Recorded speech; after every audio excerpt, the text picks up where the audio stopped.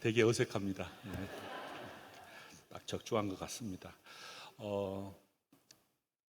그동안 여러 가지 또 음으로 양으로 기도해 주시고 또 소식 전해 주시고 알려주셔서 잘 쉬었다가 왔습니다. 제가 귀국한 지가 2000년에 귀국을 했습니다. 독일에서 2000년에 귀국하고 2001년부터 시작해서 학교에 들어가서 올해까지 24년 했더라고요. 한 번도 쉼 없이 막 안식년을 가져올 수도 있는데 제 인생에는 은퇴할 때가 안식년이라는 생각을 갖고 쭉 안식년 없이 달려왔습니다. 저희 교회에서도 2006년부터 왔으니까 18년 저희 교회에서도 그동안에 하여튼 여러 가지 모양으로 하나님이 건강을 주셨는데 아마 이렇게 꽉 한갑이 딱 되니까 이렇게 꽉 차 올라간 것 같습니다. 그러면서 신호를 딱 주는 거예요. 그래서 뇌에서 약간 문제가 좀 피가 좀 흘리고 약간 그동안에 이제 잠을 좀 못 자고 약간 그랬던 것 같아요. 머리가 아픈데 뭐 개의치 않고 막 움직이다 보니까 결국 이제 약간 터진 것 같습니다. 그래서 일주일간 병원에 가서 의사가 하여간 잘하면 이제 피가 사라질 수 있으니까 하여간 잘 병원에 머무르라 하면서 약물 치료를 해 줬어요. 또 사람이 또 딱 퇴원하자마자 또 한 주간 또 제가 너무 또 바쁘게 주어진 일들을 다 감당하다 보니까 또 그 자리에서 또 터져 버렸어요, 피가. 이때는 이제 의사 선생님이 아주 협박을 하더라고요. 바로 누워서 수술을 그때는 했습니다. 이렇게 짧은 시간 동안에 피가 이제 2번 연달아 재발한 거죠. 또 재발하면 진짜 위험하다고, 그러면 안 된다고 해서 다 내려놓고 좀 쉬어라고 이야기를 해 주셨습니다. 근데 그때가 학기 말이라 또 쉴 수가 없어서 어찌어찌 학기 말 잘 꾸역꾸역 넘기고 이번 방학 동안에는 방학이 하자마자 또 다행히 또 우리 장모님과 또 목사님이 또 안식년을 좀 안식월이라도 좀 가져라 해서 한 달 좀 넘게 좀 쉬면서 그동안 못 갔던 여러 가지 이제 제주도도 가고 남원도 가고 그래서 미리 뭐 이렇게 쭉 돌아다니면서 한 주간 뭐 2주간 이런 식으로 한 주가 너무 머물러 있으면 또 지겨울 것 같아서 조금씩 움직이면서 잘 쉬었다가 왔습니다. 그랬더니 이제 처음 본 어떤 제 아는 목사님 딱 보더니 야, 피부가 너무 좋아졌다고 그렇게 말씀해 주시더라고요. 그 전에 저도 얼굴을 보니까 다크서클이 아주 얇고 눈 밑에서 컴컴 어두컴컴, 제가 안경을 써서 카바를 해서 그러지 안경을 벗으면 되게 어두웠었거든요. 근데 그 말 듣고 다시 안경을 벗어보니까 야, 그래도 얼굴이 밝더라고요. 그래서 많이 회복이 됐는가 보다. 근데 뭐 최종적으로는 의사가 한 번 더 이렇게 CT를 찍어봐야 된다고 해서 CT를 찍어보면 뭐 그 최종 결과가 나온다고 해서 그 기간을 좀 기다리고 있습니다. 어찌됐든 제가 또 이렇게 기도해 주시고 지지해 주시고 쉼의 시간을 허락해 주시고 우리 당에서도 잘 쉬고 왔습니다. 이제 쉬었으니까 이제 은퇴까지 열심히 한번 달려가 보도록 그렇게 하겠습니다. 근데 막상 주어지니까 뭘 하면서 쉬어야 될지를 모르겠어요. 우리 은퇴하신 분들 이렇게 존경스럽습니다. 은퇴가 되면 뭘 해야 될지 막막하더라고요. 그래서 첫 번째 제가 갔던 건 가평에는 우리 마을 공동체를 제가 좀 새로 지었다 그러길래 가서 봤습니다. 그리고 우연히 거기 조그마한 도서관이 있는데 되게 아름다운 도서관인데 조그마한 도서관인데 되게 아름답게 지었더라고요. 제 눈에 탁 튀는 책이 하나 있었습니다. 그것이 뭐냐면 먹다, 듣다, 걷다 라는 책 제목입니다. 먹다, 듣다, 걷다. 쭉 훑어보니까 한두 시간만 다 읽었어요. 너무 재미있어서. 근데 이제 그 이어령 교수님이죠. 장관했던 이어령 교수님이 마지막 에세이, 신앙 에세이집이더라고요. 그분이 삶을 쭉 살아보면서 특별히 인생의 말년에서 결국 예수님을 우리가 먹어야 된다는 거죠. 예수님은 사람들 만날 때마다 먹었다는 거예요.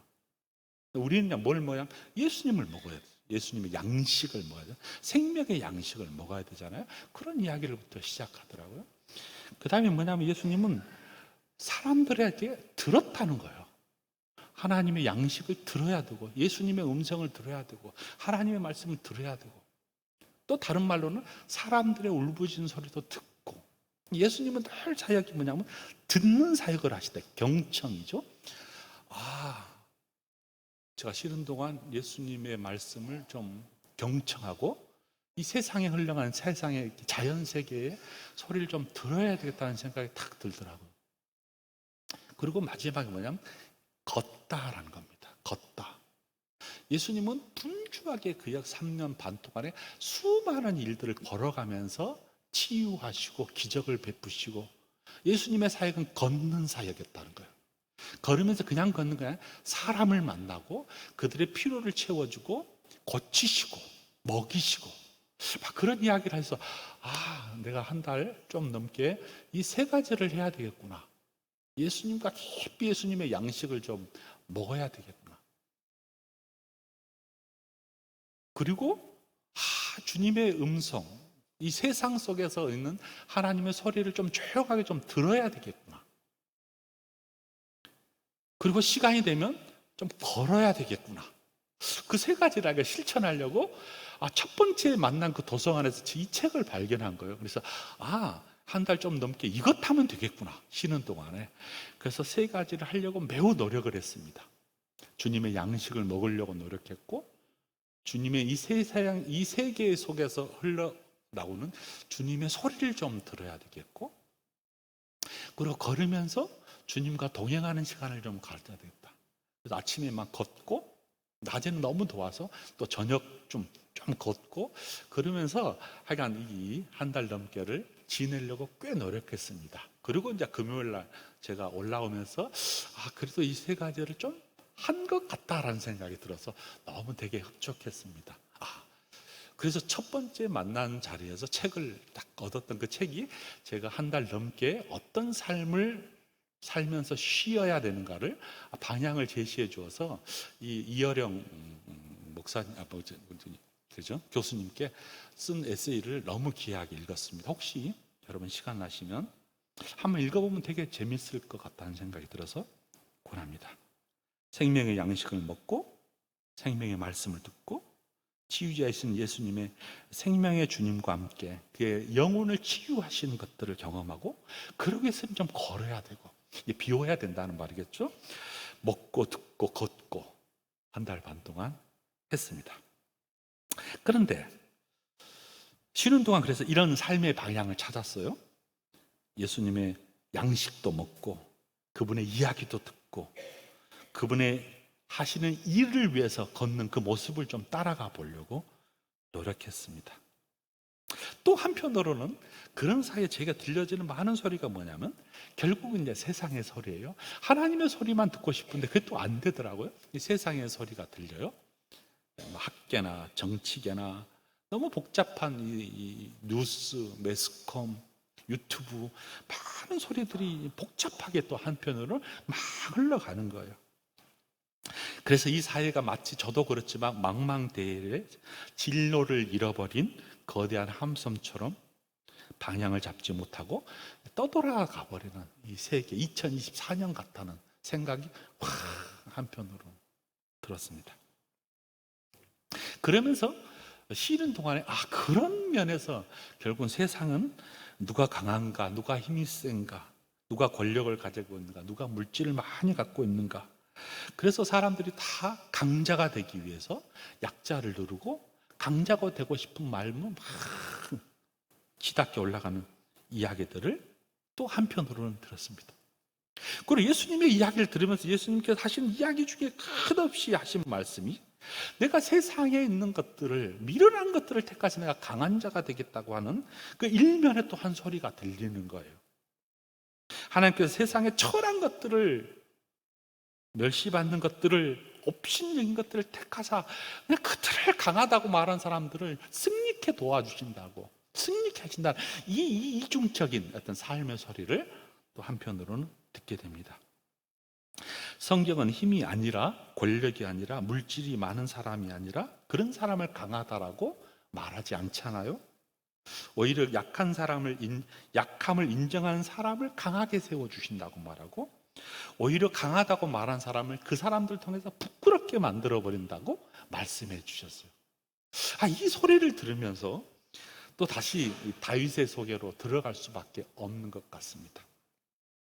축복받을 수 있는 사람은 자신의 약함을 인정한 사람이고, 자신이 약한 자임을 고백한 사람만이 전능하신 하나님께서 자비를 베풀어 주셔서 그 사람을 강하게 붙들어 주신다는 세상에 와는 이치와는 저로 다른 역설의 말씀을 또 한편으로는 들려주십니다.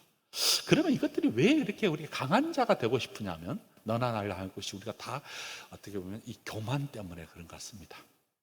교만하지 않으려고 하더라도 어느 순간 우리도 모르게 이 교만함이 확 올라오죠. 하나님이 제일 싫어하는 것이 교만하다는 것을 알면서도 우리도 모르게 막 교만이 올라옵니다. 우리보다 조금 약하다고 생각한 사람에게는 뭔가를 막 자랑하고 싶어하고, 우리보다 너무 강한 사람 앞에서는 주눅이 들지만 언젠가는 칼을 갈면서 그 사람을 정복해 버리려고, 이기려고 하는 막 교만함이 가득 찬 세상입니다. 그런 세상이 성경에서 벌어지고 있기도 해요. 바벨탑 사건이 그리기도 하고, 40년 동안 광야 생활했던 이스라엘 백성들이 그리고, 450년 동안 가나안 땅에 있으면서도 여전히 그렇게 살아가는 이스라엘 백성들에게도 있었고, 지금 저와 여러분에게도 2024년 이 여름 한복판에도 우리도 모르게 교만이 막 자리 잡을 때가 너무 많습니다. 하나님의 소리를 들은다고 하면서도 여전히 우리도 모르는 교만함이 가득 차 있는 우리의 세계를 봅니다. 그래서 아마 우리가 고통을 당하고 있는 것 같습니다. 이 교만이 우리를 고통하게 만들고 고통스럽게 만들고, 교만이 결국은 이 세상 속에서 힘들게 만드는 주요 원인이 된다는 사실을 깨달아도 여전히 그것을 헤쳐나지 못하는 우리의 약한 모습들을 바라봅니다. 심지어 하나님 없는 세상을 그래서 꿈꾸기도 하고, 자기의 명성을 쌓아가서 세상에 뭔가 드러내고자 하는 교만함이 가득 찬 사람. 그러니 하나님의 마음에 합할 수가 없겠죠? 그러니 하나님과 가까이 가기 너무 먼 그런 이야기, 그런 우리의 모습들을 바라봅니다. 그런데 오늘 이 본문, 바울과 실라가 이 안디옥에 딱 와서 전도하면서 했던 이 짤막한 메시지 중에서 이스라엘이라는 전체 쭉 짧은 역사를 중요한 토막토막을 쫙 이어가면서, 그 수많은 역사 속에서, 이스라엘 당신들의 역사 속에서, 너희들의 역사 속에서, 너희들이 하나님을 경외한다는 역사 속에서 쫙 한번 봐봐라. 내가 어떤 사람을 가장 마음에 두고 어떤 사람을 가장 흠모했으며 그의 마음을 내가 뺏겼는 줄 아니? 라고 하면서 한 사람을 지목해 주는 사람, 내 마음에 합한 사람, 내 마음에 맞는 사람, 내가 그를 보면 막 가슴이 뛰는 사람, 한 사람을 있다고 소개해 줍니다. 그 사람을 가르쳐서 다윗이라고 이야기합니다. 다윗의 이야기, 삶을 이야기하려면 사무엘 상하, 역대 상하, 시편 등을 쭉 훑어보면 이 다윗이 어떤 인물이었는가를 쫙 파노라마처럼 그려집니다. 제가 이 이야기를 쭉 앞으로 해 나가도록 하겠습니다. 이스라엘 백성들에게 자신들이 왕 중에 왕이라고 말하면 다윗을 꼽기도 합니다. 오늘 사도행전 13장에 바울과 바나바가 이 비시디온 안디옥에서 전도하는 장면을 쫙 괴간하죠. 짧은 거예요. 그게 16절이에요. 보세요. 바울이 일어나 손짓하여 말하되, 바울이 이 안디옥에 가서 막 일어나서 손짓하는 거예요. 전도한다는 말이죠. 그 대상이 누구였냐면 이스라엘 사람들과 하나님을 경외하는 사람들이야. 들으라. 다시 한번 촉발시키는 거잖아요. 그들을 향하여서. 이 이스라엘 백성의 하나님이 우리 조상을 택하여 애굽 땅에서 나그네 된 그 백성을 높여 큰 권능으로 인도하여 내사 광야에서 40년 동안 그들의 소행을 참으시고 가나안 땅 7족속을 멸하사 그 땅을 기업으로 주시기까지 약 450년 동안 이스라엘 역사를 설명하는 거예요. 그리고 선지자 사무엘 때까지 사사를 주고 그 후에 너희들이 왕을 구하니 하나님이 베냐민 지파 사람 기스의 아들 사울을 40년 동안 왕으로 너희들을 다스리게 했는데 22절 그를 패하고 그를 왕위에서 내려오게 하고 다윗을 왕으로 세우고 증언하여 말하되 초대 왕은 어떤 역사를 살았다는 것을 쫙 짧게 이야기하면서도 이 두 번째 왕에 대해서 딱 소개할 때는 쫙 길게 소개를 해요. 내가 이새의 아들 다윗의 아버지가 이새 같습니다. 만나니 내 마음에 맞는 사람이 내 뜻을 다 이룬다라고 다윗의 인생을 정리하면서 딱 한마디로 내 마음에 합한 사람, 맞는 사람, 내가 그를 보면 가슴이 뛴다라고 말할 정도로 얼마나 흠모했는지를 하나님이 다윗을 보면서 딱 인생의 전체 이야기를 함축해서 내 마음에 합한 사람, 내 마음에 맞는 사람, 내 심장을 울리게 한 사람, 움직이게 한 사람이라고 딱 이야기를 하는 거예요. 이것이 저와 여러분의 꿈이잖아요. 하나님이 이 김상고를 딱 보면서 내 인생을 쭉 봤더니 너는 그래도 살아가는 모습을 봤더니 자, 굴곡은 있었으나 너가 업 앤 다운 있었고 어떨 때는 실망했잖아. 그러나 여전히 그 실망한 삶을 막 극복하면서 애쓰는 모습을 보니 내 마음이 너무 아파다라고 한마디로 그 다윗의 인생을 결론적으로 말씀해 주는 거예요. 사랑하는 여러분, 우리가 이제 인생을 얼마나 살겠습니까? 앞으로 권사님들 살아가는 날보다 앞으로 살아가는 일이 더 있기를 소망하지만, 그죠? 소망하지만 그 날은 오게 돼 있는 거예요. 그럼 이 기간 동안에 지금보다도 훨씬 더 뭐 하도록 우리가 방향을 잡아야 되냐면 하나님 마음에 합한 사람이 되도록. 근데 왜 못한다고요? 교만, 욕심, 교만, 이것들이 더 가지 못하도록 나를 막.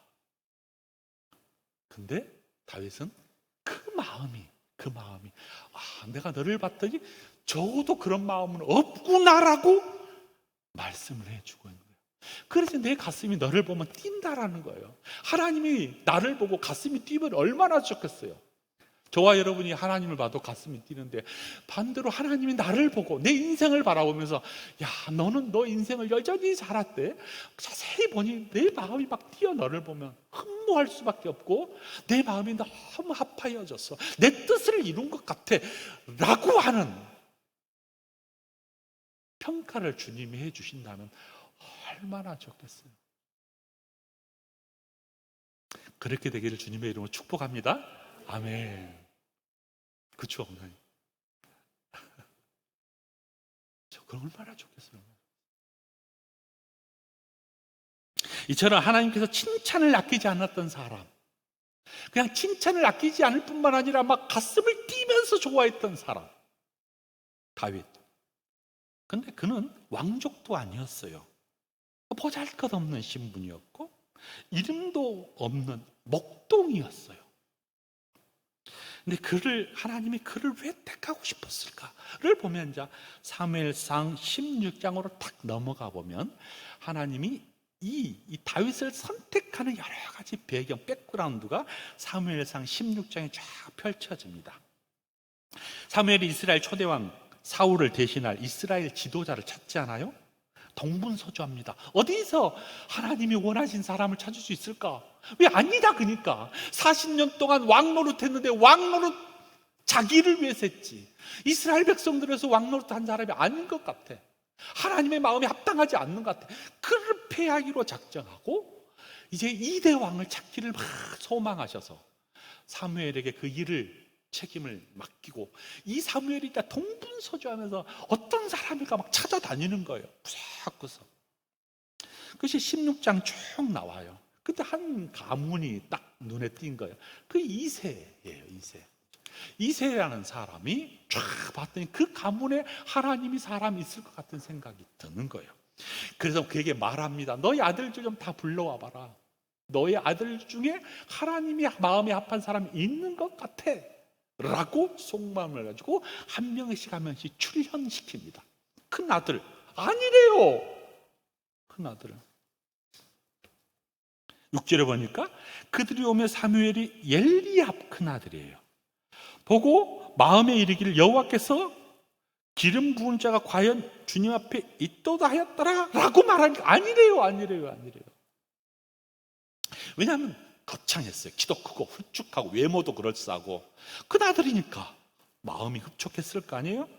근데 아니래요, 하나님이. 그러면서 뭐라고 말하냐면 사람은 외모를 보거니와 여호와는 중심으로. 내 마음이 합한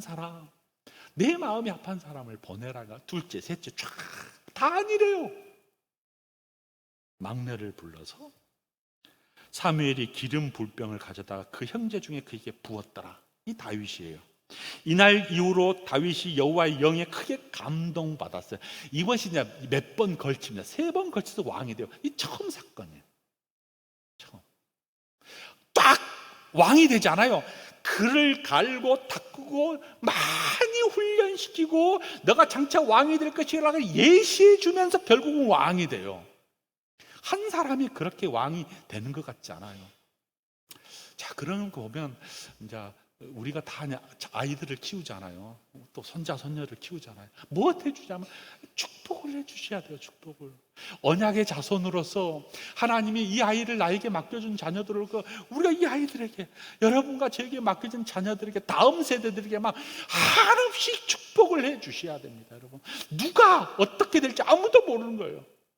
저와 여러분이 할 수 있는 건 뭐냐면 나에게 맡겨진 자녀들, 나에게 맡겨진 손자 손녀들, 나에게 맡겨진 우리 공동체에 맡겨진 다음 세대들에게 끊임없이 기름을 부어주는 것처럼 한없이 축복을 해주셔서 이 아이가 장차 하나님의 일꾼이 되도록 오나가나 붙잡고 손을 잡고 기도해주는 우리 장로님들이 되시고 권사님들이 되시고, 요즘 우리 중고등부 애들도 보면 그 밑에 있는 꼬마들 보면 식당에 있잖아요. 우리 권사님들이 막 기뻐해주고 귀여워해주고 막 그냥 무한없이 칭찬해주고 막 그랬으면 너무 좋겠어요. 왜냐하면 몰라요. 왜? 하나님이 그들 중에 마음에 합한 사람, 외모로 보고 거창한 재능으로 보는 것이 아니라 그 중심, 하나님의 마음을 합한 그 중심을 보는 사람을 통하여서 그 중에 누가 됐으면 좋겠냐면 우리 강성교회 다음 세대들 아이들이 그런 하나님의 마음에 합한 사람이 됐으면 얼마나 좋겠어요. 정계에, 학계에, 사업의 현장에 곳곳에서 그런 아이들이 자라나기를 꿈꾸면서 한없이 축복해 주어야 돼요. 그랬던 것 같습니다. 우리는 겉으로 재능이 많은 사람들을 칭찬합니다. 앞에 나와 리더십이 있는 애들을 외모로 칭찬합니다. 그러나 주님은 아닌 것 같아요. 마음을 보면서 그 마음이 흡족한 사람들을 보면서 찾고 있는 것 아니에요. 저는 그런 아이들은 보이지 않아요. 그러나 구석구석이 잘 알아요. 그게 저와 여러분이 해야 될 일이 뭐예요? 누가 될지는 몰라요. 만나는 아이들에게 하나님 마음에 합한 자가 되도록 축복을 해주는 거예요. 축복을. 그렇게 자랐던 이 다윗은 여러 가지 기질이 변합니다. 그 중에 하나가 다윗은 살면서 칭찬을 받을 수밖에 없었던 이유가 뭐냐면 하나님 마음에 합하도록 계속 자랄 수밖에 없었던 마음의 기질이 뭐였냐면 그는 윗사람들에서 잘 순복하는 사람이었대요. 그것이 사무엘상 16장이에요. 16장. 시간이 없으니까 넘어가겠어요. 16장에 보면 뭐냐면요, 그냥 그가 하나님의 마음을 합한 사람이 됐던 이유는 쫙 멀리서 보니까 주님이 윗사람을 섬기는 것이 지극한 거예요. 권위에 순복한 것이 지극한 거예요. 너무. 다윗은 아버지 이새의 말, 특별히 아버지의 말을 잘 순복하며 들었습니다.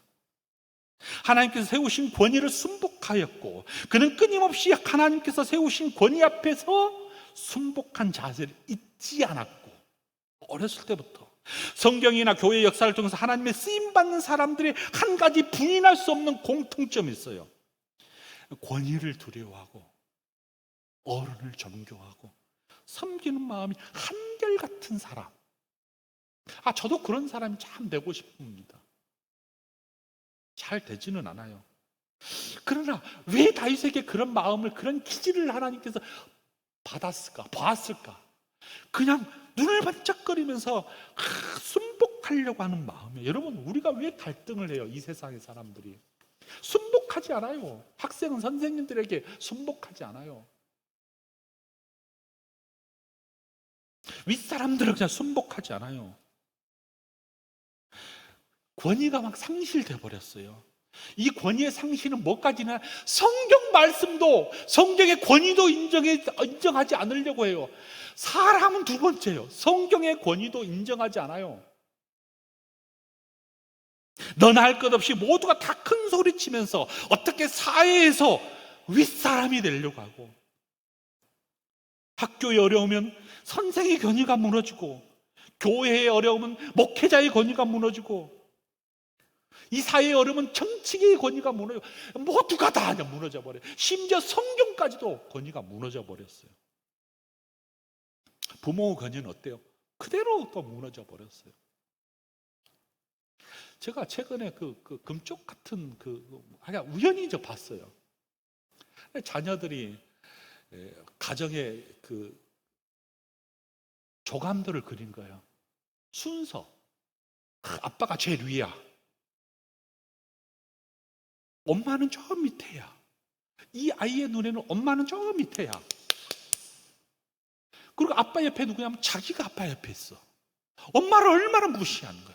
엄마를 무시하는 이유는 아빠가 엄마를 무시하는 거야. 그러니까 엄마의 권위는 완전히 다 무너져 버린 거예요. 이것은 이제 아빠의 책임이기도 해요. 내가 보니까 가정이 다 이렇게 권위가 무너져 버려서 아빠의 권위 무너져 버리고 엄마의 권위 무너져 버리고, 그러니 아이들이 뭘 보고 따라하겠어요? 이렇게 온통 사회들이 다 무너져 버린 사회에, 어려운 사회에 놓여 있습니다. 그래서 권위를 순복할.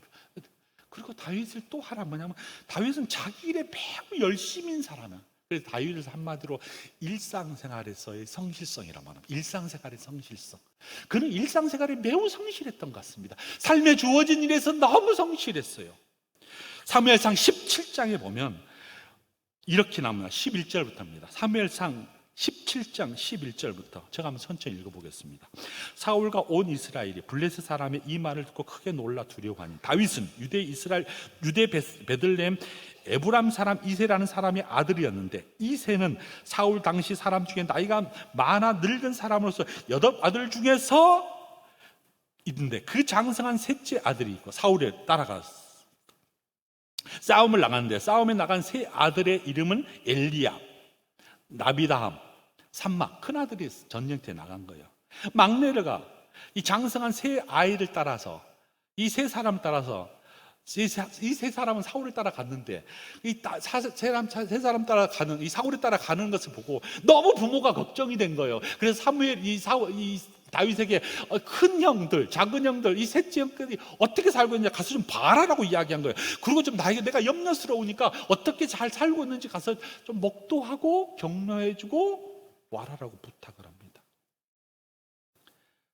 다윗은 양을 치는 목당에서 이렇게 말해요. 아버지, 난 싫어요. 나는 양치기도 바쁜데 전쟁터에 가가지고 뭐 형을 만나고 둘째 형 만나고 셋째 형 하기 싫어요. 그는 어린아이 소녀였지만 자신에게 주어진 목동일을 성실히 감당하면서도 아버지의 말씀을 거역하지 않습니다. 이새가 형들의 안부가 걱정이 돼 전쟁터로 다윗을 보냈어요. 그는 아버지의 말씀에 따라서 전쟁터에 나오긴 했지만 자기 일을 게을리하지 않았어요. 최선을 다해서 이 목동일을 하면서도 아버지의 부탁을 받고 갑니다. 다윗이 하나님의 마음에 합한 사람이 될 수 있었던 일상생활의 성실성. 그는 전쟁터에 출제하면서 자기가 해야 할 일들을 게을리하지 않았어요. 맡겨준 일들을 최선을 다하고 부름받는 일을 최선을 다한 사람, 참 열정이 있는 사람 같습니다. 여기서부터 하나님께서 다윗을 쓰고 싶었고, 전쟁터에 보내면서 승리를 갈던 기적의 소식들이 막 일어나기 시작하잖아요. 우리는 일상생활의 성실함이 얼마나 큰지를 모릅니다. 그러나 다윗에 보면서 주님 앞에 쓰임을 받기를 원하는 사람은 결국은 일상생활의 성실성이에요. 그렇다면 일상생활의 삶에서 얼마나 우리가 성실할 수 있는가도 매우 중요한 눈으로 바라볼 필요가 있습니다. 왜? 그 성실절 때문에 하나님의 마음을 울렸거든요. 그리고 17장 28절부터 29절에 보면 다윗은 한마디로 그가 가지고 있는 성품적 기질이 있었는데 딱 한마디로 뭐라고 말하냐면 온유함이라고 말합니다. 온유함. 이 세상에서 지면에서 가장 온유한 사람, 예수님은 나는 온유한 자다, 나는 온유하고, 예수님의 기질을 가장 잘 흠모했던 사람 중에 한 사람, 그리고 그의 삶의 일생을 쫙 봤더니 스폰지 같은 사람, 기질이 스폰지예요. 그냥 다 받아들여요. 소화해내요. 그걸 한마디로 온유한 사람. 하나님은 가장 사랑하는 사람은 뭐냐면 그의 성품의 기질 속에서 온유한 사람이래요. 온유한 사람. 우리가 기도해야 될 내모 중에 하나님, 나는 온유한 사람이 되게 도와주십시오. 근데 온유하기가 쉽지 않아요. 다윗은 형의 모욕스러운 이야기들을 참았어요. 야, 너가 이 건방지게 와가지고 이 전쟁터에 와서 너가 뭐하타냐, 막 형들을 오히려 막 윽박지르면서 뭐라고 말을 해요. 너가 지금 이런 위험한 곳에 어떻게 하냐, 막 고함을 쳐요. 그래도 화내지 않아요. 참 기질이 대단한 사람이에요. 아버지가 와서 형들을 좀 설득시켜, 오히려 형들을 바라고는, 형들은 막 놀리면서 너 교만해가지고 말이죠, 여기서 너의 자랑을 내세우려고 해. 왜냐하면 형들은 이 다윗에 대해 못마땅했거든요. 다윗이 말합니다. 내가 무엇을 하였습니까? 어찌 이유가 없겠습니까? 내가 온 이유가 있다는 거예요. 설득시켜요. 그런 화를 내거나 분노하지 않았어요. 차분하게 자신의 입장을 설명했어요. 그런 의미에서 다윗의 성품 가운데 막 화내고 분노한 사람들을 바라보면서 스펀지 같은 사람, 이유를 설명하죠. 디모데후서에 보면 모든 사람에 대하여 온유하며 거역한 자를 온유함으로, 정말 어려운 이야기 같습니다. 주님의 종, 하나님의 백성, 하나님으로부터 축복받는 사람들은 다투지 않은 온유한 사람, 믿음의 영웅 다윗처럼 모세가 온 지면에 가장 온유한 사람, 온유한 자의 성품을 가진 사람의 특징 뭐냐면 언제나 긍정적인 사람, 자신의 의견을 말하기보다 고개를 숙이고 예, 당신의 말이 맞습니다 라고 말할 수 있는 사람. 우리가 회의를 하다 보면, 의견을 개진하다 보면 그 말의 내용보다는 말의 태도 가지고 싸우잖아요. 건방지다는 거예요. 말의 내용 사용없어요. 너가 그런 태도로 나에게 말을 해? 내용은 사라지고 형식 가지고 싸웁니다. 서로 간에 대화하면서도 내용 때문에 다투기보다도 훨씬 더 우리의 다툼을 바라보면 태도가 기분이 나쁘다는 거예요. 말하는 태도가 싸가지 없다는 거예요. 그 내용은 안 들려요. 대화하다 보면 자주 태도가 내용을 지배할 때가 너무 많잖아요. 왜? 온유하지 못해서 그래요. 물론 모세는 태생적으로 온유한 사람은 아니에요. 그가 인생을 살면서 갈고 닦으면서 다이아몬드가 된 겁니다. 다이아몬드처럼 빛이 났어요. 결과가 빛이 났어요. 그런 의미에서는 우리가 나이가 들면 들수록 뭐 해야 되냐면 얼굴에 빛이 나야 돼요. 광채가 나야 돼요. 왜? 온유한 사람은 광채가 나거든요.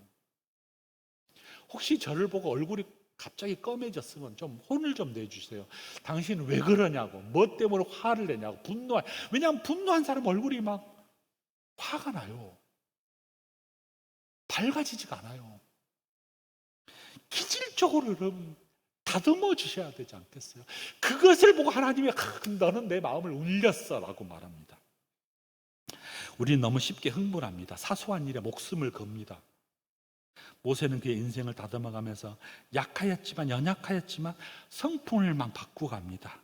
팔복 중에 온유한 성품을 가진 사람은 하나님의 백성을 대고 백성이 가지고 누리는 기업들을 누리게 된다잖아요. 온유한 성품은 저와 여러분이 삶의 자리에서 막 맺어지기를 소망합니다. 그래서 교회에 오면 여러분 일단 열을 빼셔야 돼요. 열을 내려놓으셔야 돼요. 교회에 오면 막 열난 사람이 있어요. 왜? 기분이 나쁘다는 거예요. 교회에 와서 왜 기분이 나빠요? 기분 나쁘면 다 내려놓고 교회에 오면 적어도 교회에 오는 시간에, 예배 시간에 교회 하는 이 주일의 생활이 막 기뻤으면 좋겠어요. 왜 기쁠 수 있냐면요, 주 음성 외에는 들을 수가 없기 때문에 기쁘는 거예요. 여러분, 주 음성 외에는 들으지 마세요. 찬송가 446장 주 음성 외에는 참 기쁨이 없도다. 주님의 음성을 듣지 않으니까 온유하지 못하고 기질이 분노하게 되고 하나님 마음에서 멀어져 버리고, 우리 속에서는 주일은 적어도 주님 음성 외에는 듣지 마세요. 여러분, 참 기쁘고 기쁘도다 날 사랑하는 주 늘 계시니 기쁘고 기쁘도다 항상 기쁘도다 주께 왔사오니 복 주시옵소서. 이것이 주일을 맞이하는 우리의 이 모습을 가지고 이렇게 고백한 사람 보면 하나님이 우리의 마음을 확. 그래서 강성교회는 모든 성도들은 하나님이, 강성교회 왔던 모든 성도들은 내 음성 외에는, 주의 음성 외에는 관심이 없구나 라고 한 사람에게 기질들이 변하기 시작하고, 하나님 마음이 그래서 합한되는 사람, 누구처럼? 마치 하나님의 사람 다윗처럼 말입니다. 그런 모든 우리가 되기를 주님의 이름으로 축복합니다. 아멘. 우리 찬송가 446장 우리 함께 부르기를 원합니다.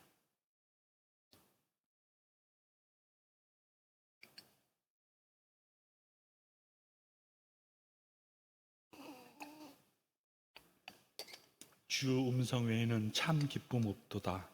날 사랑하는 주 늘 계시옵소서.